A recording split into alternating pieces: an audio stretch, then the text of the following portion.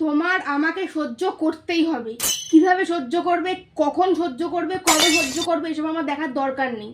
তোমাকে আমাকে সহ্য করতেই হবে। বিয়ের আগে আমাকে যেভাবে সহ্য করতে, বিয়ের পরেও সেভাবেই সহ্য করতে হবে।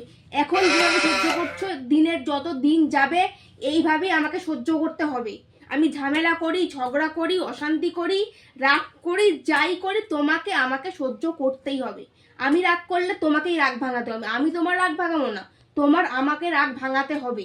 সহ্য ক্ষমতাটাকে দিন দিন বাড়াতে হবে, আরো ইনক্রিজ করতে হবে, যাতে তোমার সহ্য ক্ষমতা বাড়ে। তার জন্য দরকার পড়লে ইউটিউবে ভিডিও দেখো, যা বন্ধুদের থেকে হেল্প নাও, যা ইচ্ছে তাই করো। একটা কথা ভালো করে নিজের মাথায় ঢুকিয়ে নাও, তোমার আমাকে সহ্য করতেই হবে। তোমার জন্ম হয়েছে আমাকে সহ্য করার জন্য।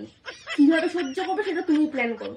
সহ্য তোমাকে করতেই হবে, এখন পিছনে হাঁটার কোনো রাস্তা নেই।